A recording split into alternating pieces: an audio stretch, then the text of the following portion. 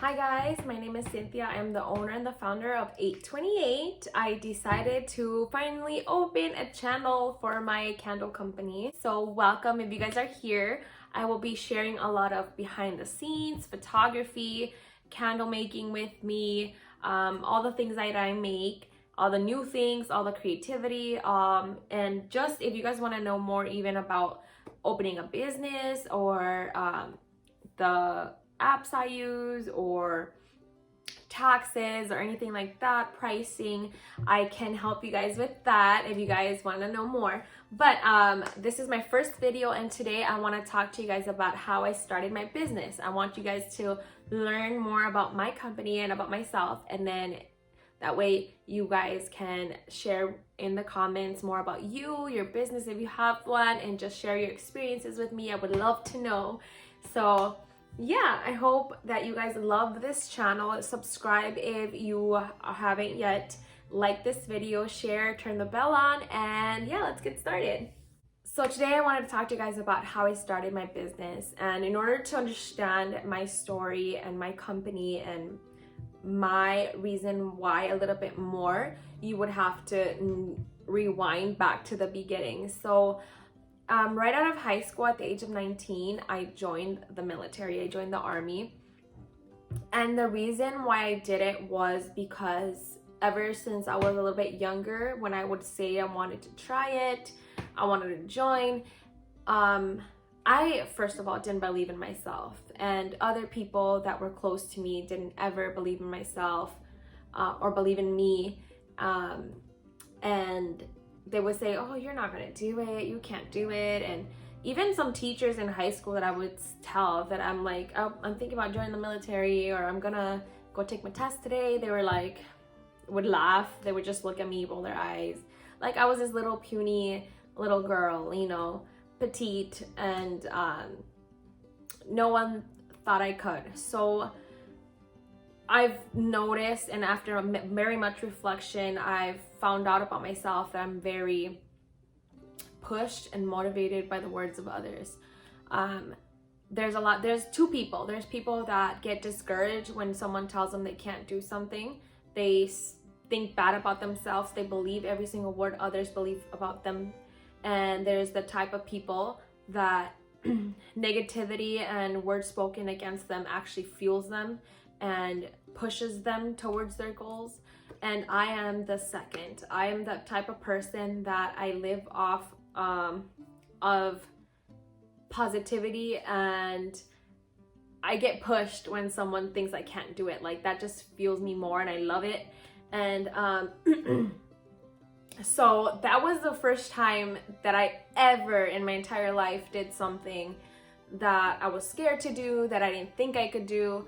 And it just changed my whole mindset. It changed my whole perspective of who I was, who I wanted it to be. Because before that, I was always scared. Like, anybody who knows me knows that I was scared to speak in public. I was scared to do what I wanted to do. I felt like in a box, and I didn't want to keep that mindset and that box with me after I moved out, you know, through college and through marriage and through whatever. I didn't want to be in that box. So I had to do a lot of reflection, a lot of prayer, a lot of meditation, a lot of reading the word to get out of just boxes that we were introduced to as a child.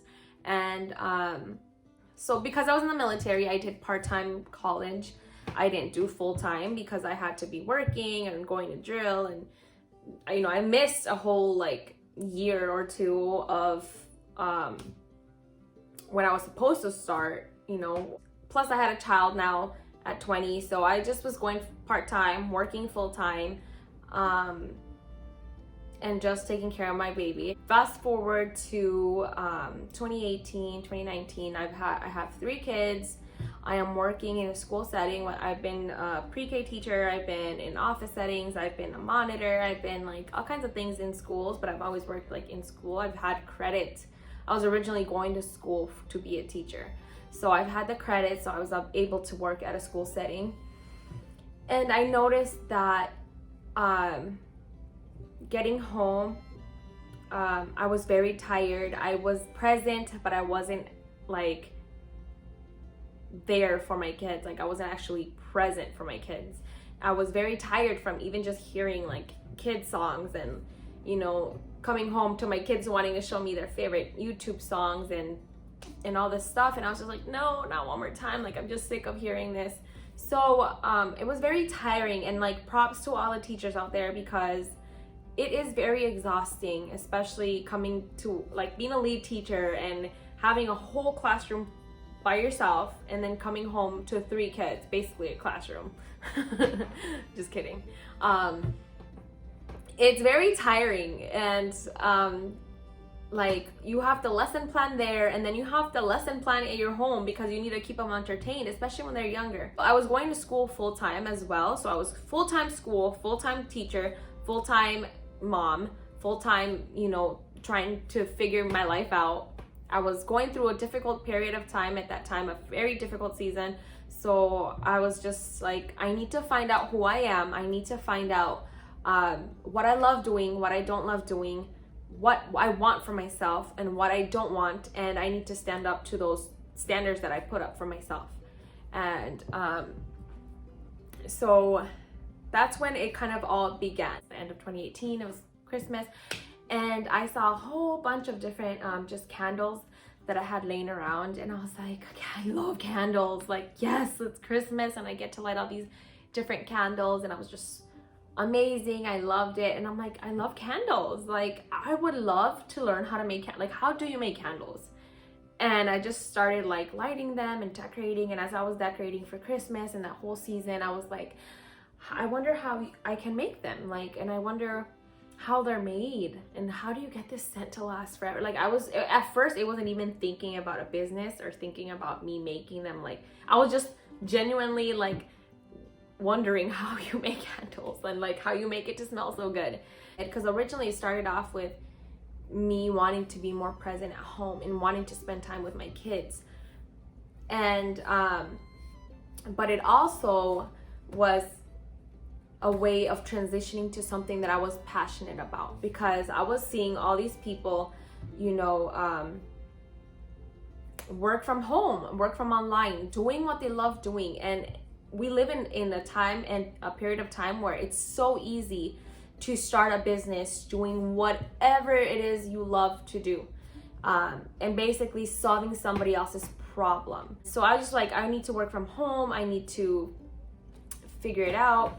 And I started applying to work at home jobs that did not involve taking surveys, because no, and I didn't get any of them. And then I was like, I kept thinking, I kept praying about it, I kept, you know, doing research. What can I do?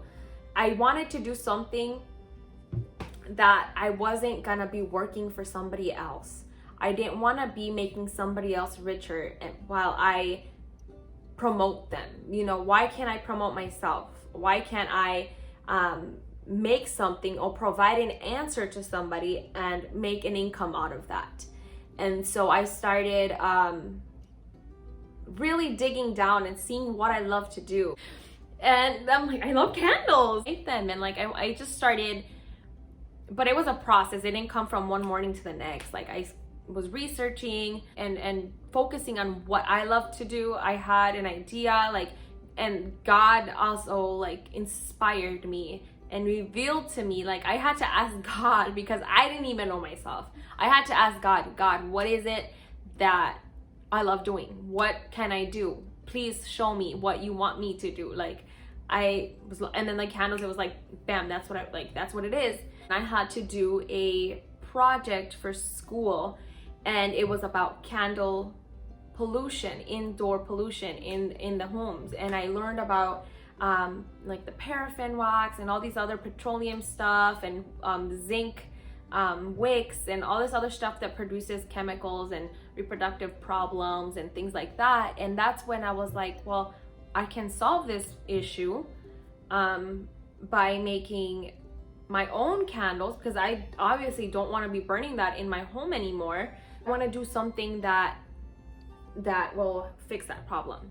So then that's where I started researching candle making. How much does it cost to start, what materials I need to get, the process of making candles, fragrance oils versus essential oils versus regular oils, and the lingo of everything. I remember the first time I bought candle supplies, it was at Hobby Lobby, and I went and bought wax. I didn't even know anything about wax. I just bought random wax. I think it was soy. I'm pretty sure I bought soy wax. I got wicks.